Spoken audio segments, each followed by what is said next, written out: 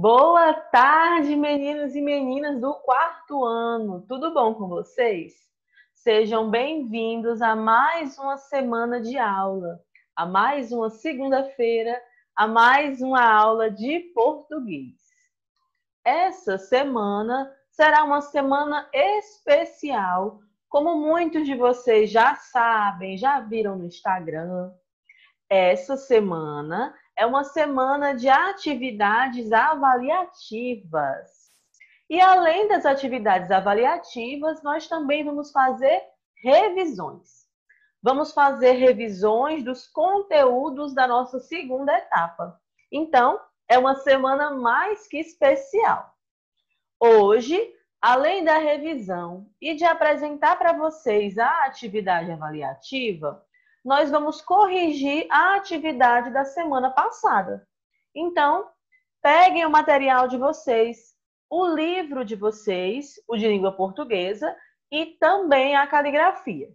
Mas antes, peguem as agendas de vocês, para vocês poderem começar copiando a agenda. Como dito, vamos copiar a nossa agenda. E hoje a nossa agenda mostra como conteúdo a revisão, como falei para vocês, e as correções que nós vamos fazer. As páginas 127 e 141 do nosso livro Marcha Criança e na caligrafia as páginas 46 a 51. Ao final de tudo isso, vou apresentar para vocês a atividade avaliativa. Então, pausem o vídeo e copiem a agenda. Quando vocês terminarem de copiar, retornem para a gente poder, assim, dar começo, né? Iniciar a nossa correção. Então, pausem o vídeo para copiar a agenda. Agora que vocês já finalizaram, vamos à nossa correção. Vamos iniciar pelo nosso livro Marcha Criança, na página 127. Vamos abrir na nossa página 127, que fala sobre a letrinha Z no final das palavras. A primeira questão da 127 diz assim: leia as palavras do quadro e depois responda as questões.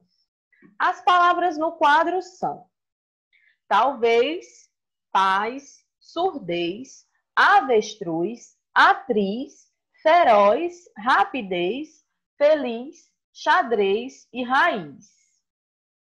O item A diz: o que essas palavras têm em comum? Então, o que essas palavras têm parecido uma com a outra? O que é que elas têm em comum? Elas todas terminam com Z. Item B: usando as palavras do quadro, escreva as respostas correspondentes. Então, vamos ver quais palavras que estão no quadro se encaixam melhor para responder cada uma dessas afirmações aqui. Antônimo de guerra. O antônimo de guerra é paz. Quem anda rápido, anda com rapidez. Fixa a planta no solo. Raiz. Quem não ouve, sofre de surdez. Indica possibilidade ou dúvida. Talvez. Conhecido jogo de tabuleiro. Xadrez. Muito contente. Feliz. Feminino de ator. Atriz. Muito bravo. Feroz. E uma ave muito grande. Avestruz. Segunda questão. A segunda questão, ela pedia um ditado da professora. Como vocês estavam fazendo em casa, não tinha como eu ditar. Mas eu vou completar aqui com vocês as palavras que mais se encaixam. Se vocês tiverem feito outras, mas que também se encaixa, também dá certo, tá bom? Mas o propósito aqui é encontrar palavras que, assim como essas que nós acabamos de ver, também terminam com a letra Z. Então, vamos lá. O item A. Peguei o giz e escrevi na lousa a resposta correta. Item B. O rapaz trouxe o cartaz que ele mesmo fez. Então, com essas palavras, nós podemos completar corretamente essas frases e também utilizar palavras que concluem, né, que terminam com a letra Z. Vamos agora para a página 141. Na página 141, o assunto agora já é outro. O assunto de ortografia agora é meio e meia. Como é que a gente pode não confundir essas palavras? A primeira questão diz assim: leia o poema abaixo e observe as palavras destacadas. Vou ler o poema para vocês. O catavento e o ventilador. O catavento andava meio triste, meio chateado, porque não tinha vento para cantar, não tinha vento para ele girar. Então, aqui veio mostrando em destaque as palavras meio e meio, né? As duas palavras meio. E mostra que a palavra meio, quando tem o significado de um pouco, ela é invariável. Você utiliza meio, você não vai utilizar meia em hipótese alguma. Vamos ver aqui a atividade. Reescreva no caderno as frases a seguir, substituindo a expressão um pouco por meio. Item A. Júlio está um pouco nervoso por causa da prova. Júlio está meio nervoso por causa da prova. B.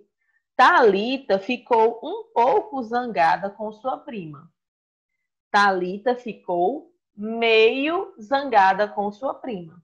Como mencionei, se significa um pouco, é invariável. Então, aqui no caso de Thalita, permanece meio e não meia. Ela não ficou meia zangada. Não, meio zangada. Vamos para a segunda questão.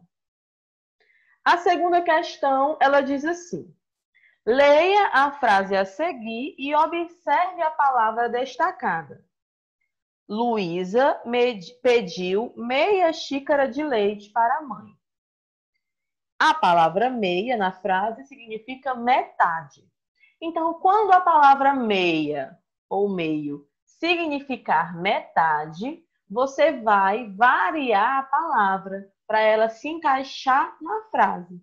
Vamos ver os exemplos. Item A, que também vocês devem reescrever no caderno as frases abaixo, substituindo a palavra a metade por meia ou meio.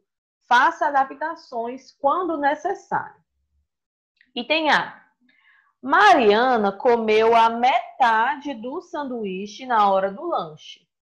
Mariana comeu meio sanduíche na hora do lanche. B. Marisa só quer a metade de uma fatia da torta de morango. Maísa só quer meia fatia da torta de morango. Aqui há variação. Por quê? Porque aqui a palavra meio ou meia está se referindo à metade. Então, quando se refere à metade, sim, vocês colocam a variação. Pode ir para meio ou meia. Certo? Agora que já finalizamos a nossa correção, vamos iniciar a nossa revisão. Hoje nós vamos rever alguns conteúdos que nós vimos na segunda etapa e que foram importantes e por isso vão cair na nossa atividade avaliativa. Quais são esses conteúdos da revisão? Hoje nós vamos ver na nossa revisão sinais de pontuação dentro do conteúdo da gramática. Vamos ver também tipos de frases. Vamos ver artigo definido e artigo indefinido. E também vamos ver substantivos. Esses são os 4 conteúdos que nós vamos ver em gramática. Na parte da ortografia, nós escolhemos um, que é sons do X. Então, são esses os conteúdos que vamos rever hoje. Vamos iniciar por sinais de pontuação. Vimos em nossas aulas que os sinais de pontuação são importantes porque eles orientam e organizam a escrita e leitura e eles nos ajudam na compreensão do texto. Quando um sinal de pontuação é colocado de forma errônea ou falta um sinal de pontuação, aquela frase ela pode apresentar um sentido totalmente diferente. Por isso, eles são importantes. E quais são os sinais de pontuação? Nós temos o ponto final. O ponto final, como o nome diz, ele vai no final da frase, uma frase declarativa, uma frase de sentido comum. Temos também o ponto de exclamação. O ponto de exclamação, ele já está presente também no final da frase, mas em frases exclamativas, aquelas frases que indicam surpresa ou que indicam espanto. Temos também o ponto de interrogação. Esse também está presente no final da frase, aquela frase que é uma pergunta, ou seja, frases interrogativas. Temos os dois pontos. Os dois pontos têm algumas utilidades, né? Nós podemos colocar os dois pontos logo após a explicação de uma frase que você vai começar a fala de um personagem. Você coloca dois pontos e depois a fala de um personagem. Também pode ser usado logo antes de você começar uma lista. Por exemplo, fui à feira e comprei, dois pontos. Maçã, banana, pera, uva. Ele também pode ter essa utilização.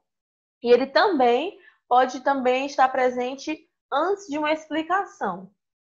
Da mesma forma, um exemplo, né? Você coloca, consegui fazer tudo o que queria hoje, dois pontos. Estudei, arrumei meu quarto, brinquei.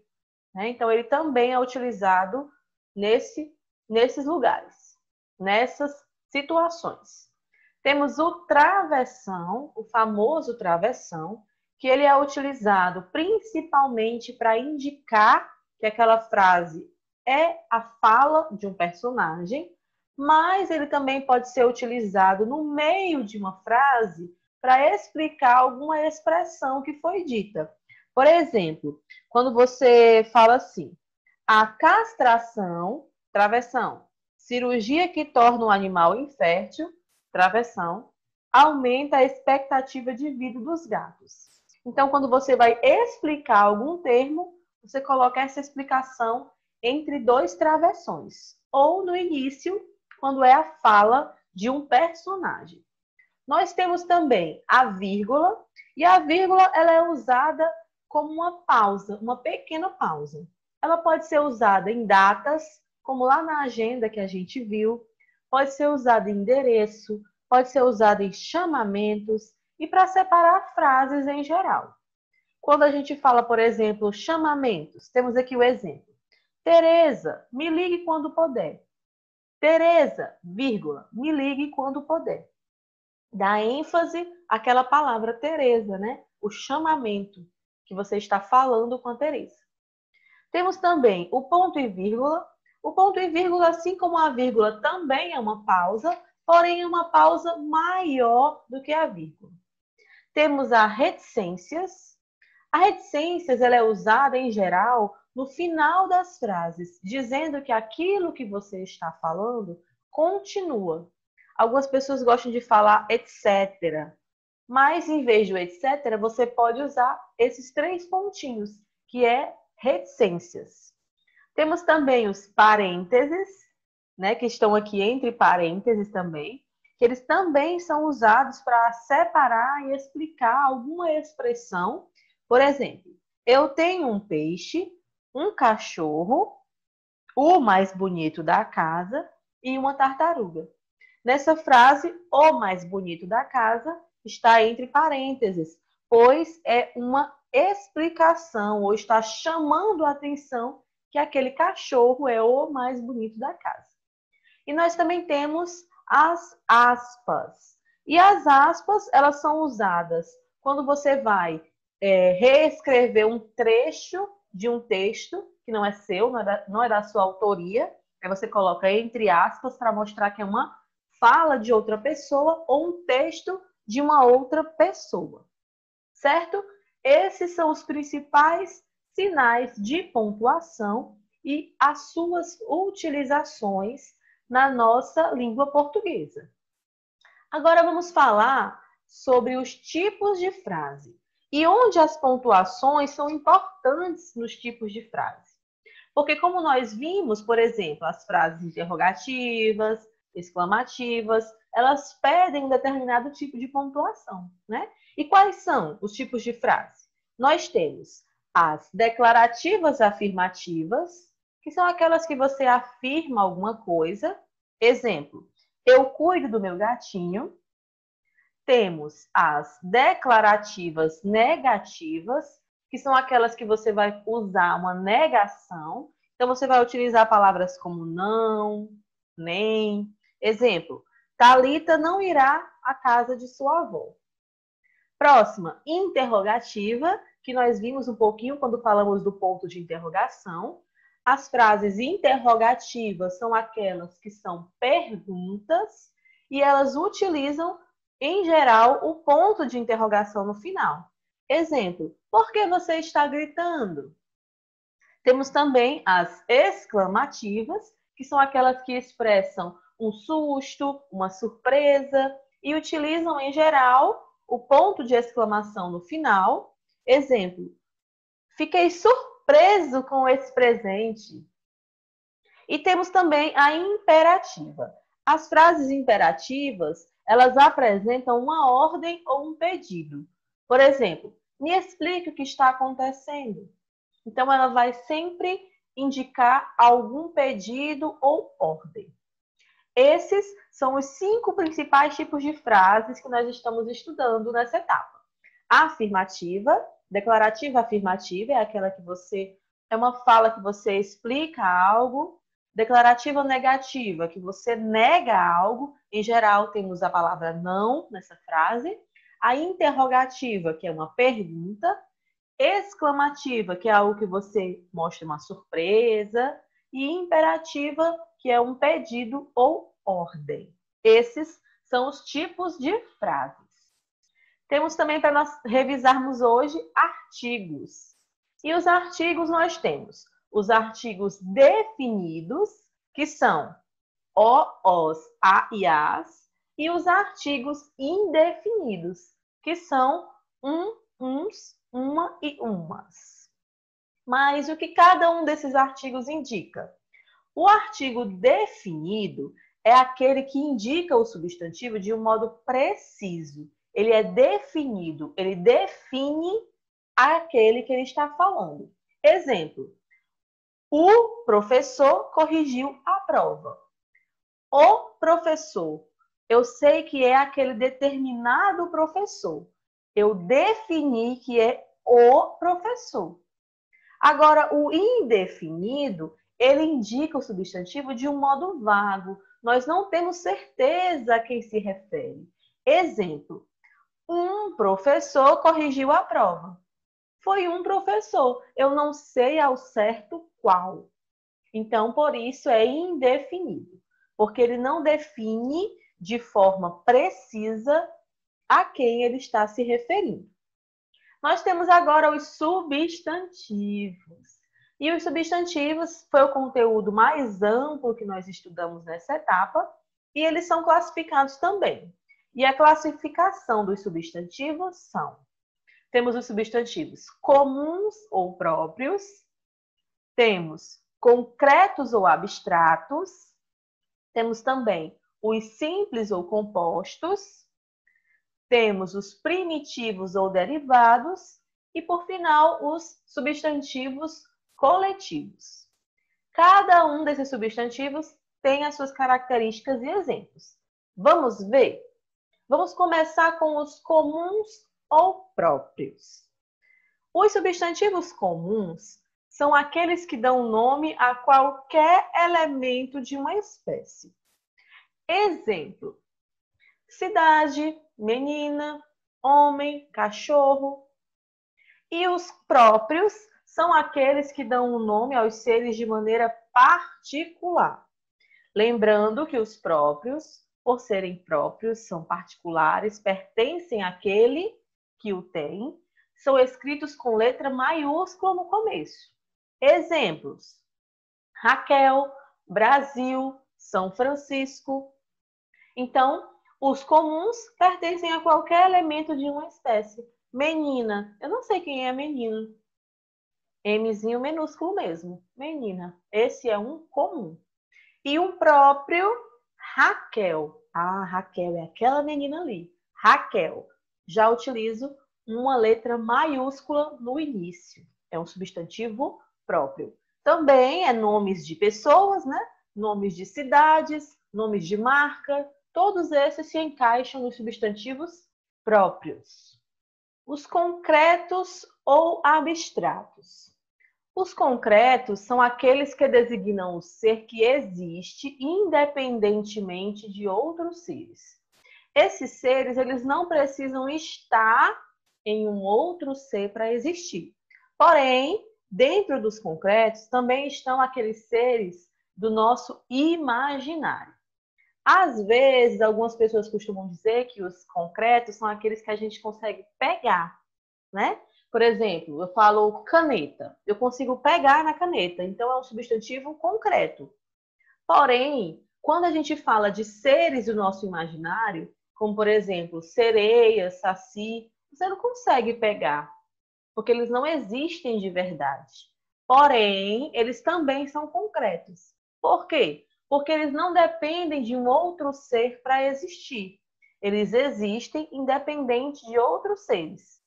O substantivo existe, nem que seja no nosso imaginário, independente de outros seres. Exemplos de concretos: homem, mulher, Brasil, sereia, fada, saci.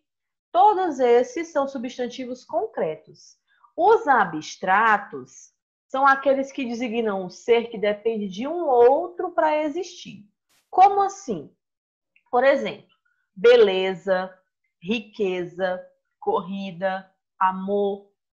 A gente costuma dizer que é aqueles que a gente não consegue pegar. Por exemplo, a beleza. Para a beleza existir, precisa de um outro ser que possua a beleza.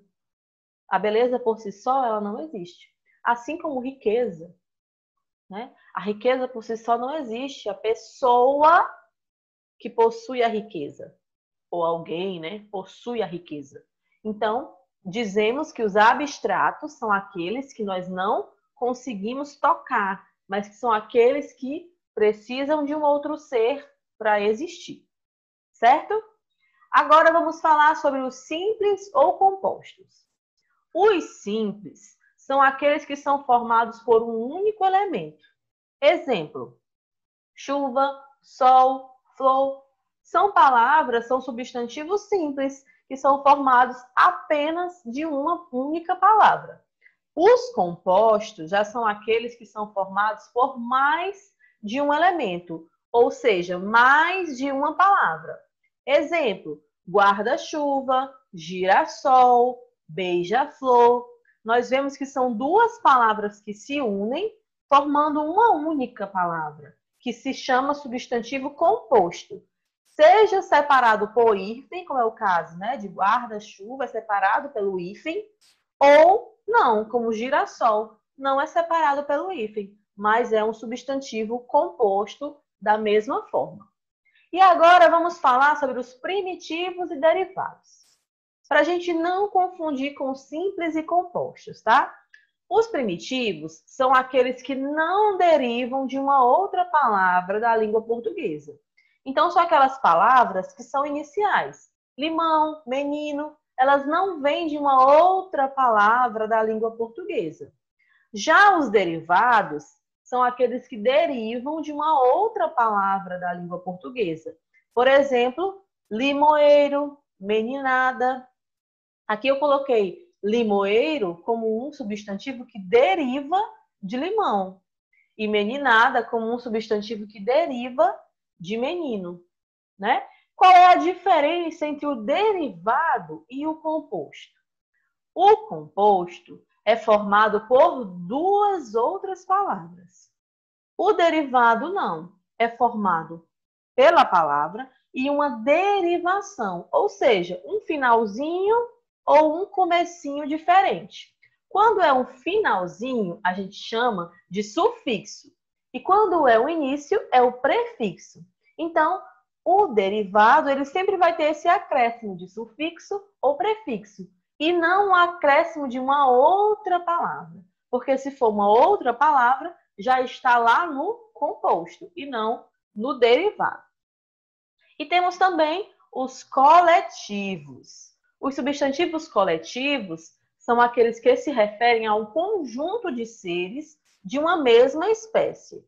Por exemplo, nós temos aqui enxame, abelha. Um conjunto de abelha é um enxame. Também temos como exemplo estrelas ou astros. Um conjunto de astros é uma constelação. Outro exemplo, peixe. Uma união de peixe, um conjunto de peixes é um cardume. Chaves. Um conjunto de chaves é um molho. Então, os coletivos eles vão sempre se referir a esse conjunto de seres de uma mesma espécie. E no livro de vocês tem vários exemplos de substantivos coletivos. Vários mesmo. E também em outros livros, em outras gramáticas. A gente vai aprendendo todos com o tempo, tá? Então é muito importante a gente saber, para a gente utilizar, às vezes, não ficar utilizando a mesma palavra numa redação. Exemplo, às vezes nós estamos falando sobre abelha. Aí eu vou repetir toda vez a mesma palavra. As abelhas, as abelhas, as abelhas.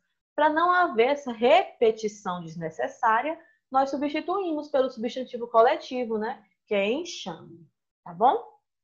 E agora vamos entrar no som do X, na ortografia.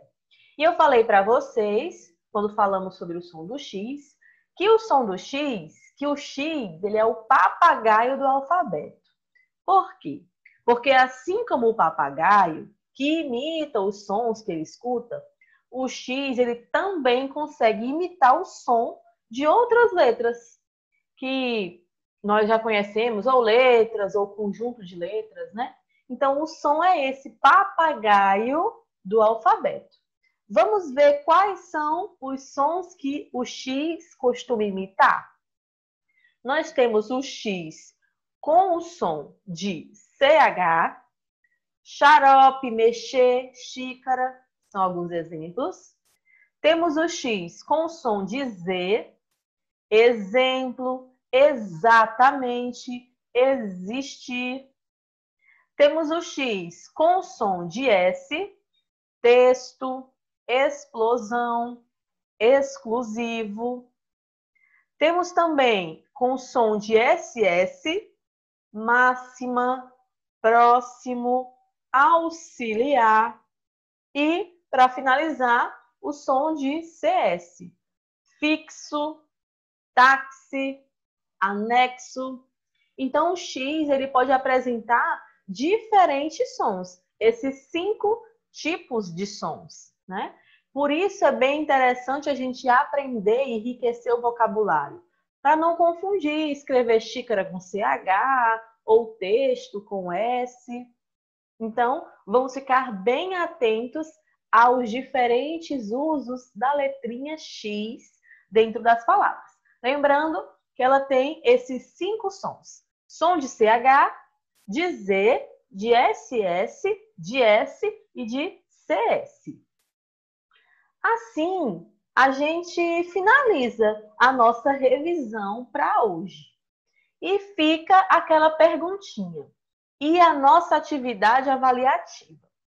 Pessoal, vocês vão poder receber a atividade avaliativa em mãos, se você for na escola buscar, porque ela vai ter o formato de uma prova. Isso mesmo.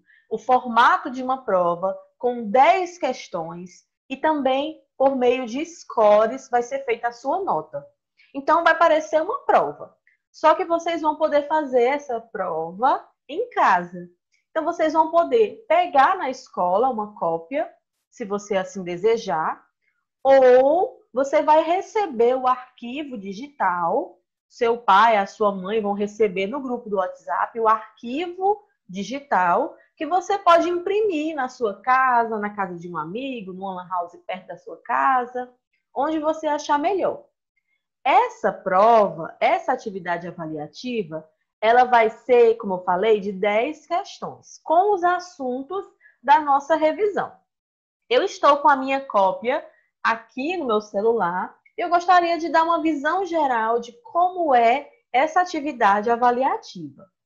Ela tem um formatinho de prova, não dá para vocês verem, mas vocês vão ver quando vocês receberem, no arquivo que já está disponível, né? Provavelmente vocês já podem baixar no celular e depois imprimir.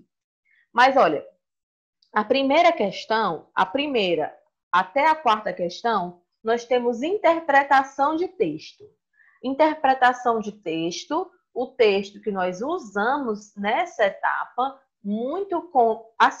foi muito falado, porque foi o gênero textual do nosso paradidático, que é histórias em quadrinhos. Dicas já. Então, as quatro primeiras questões são de interpretação de texto do gênero quadrinho. E nós temos como pergunta, temos o texto, aí temos como pergunta qual é o gênero do texto, quais são suas características. Temos também perguntando o que são onomatopeias. Quem lembra? Podem pesquisar, podem assistir às aulas anteriores, tá bom? Aí vem mostrando aqui algumas outras questões sobre pontuação, tudo dentro da interpretação de texto. Vamos ter questões também falando sobre artigo, pedindo para vocês identificarem, classificarem os artigos, também substantivos e, para finalizar, sons do X. Assim, temos as 10 questões e essa atividade vai valer de 0 a 10, tá bom? Assim que vocês receberem, já baixem, já respondam. Não deixem para depois, para entregar lá, para ir resolver lá na época da entrega. Não façam isso, porque todos os dias vocês vão receber uma atividade nova. Hoje tem uma, na verdade hoje tem duas, porque tem a de português e a de redação. E amanhã já tem outra. Então façam hoje a de hoje. Já pesquisem, já respondam. Caprichem para vocês tirarem excelentes notas, tá? Assim, nós finalizamos a nossa aula de português de hoje. Espero que todos vocês tenham gostado. Desejo a todos vocês uma excelente semana. E nos vemos na próxima aula. Tchau, pessoal!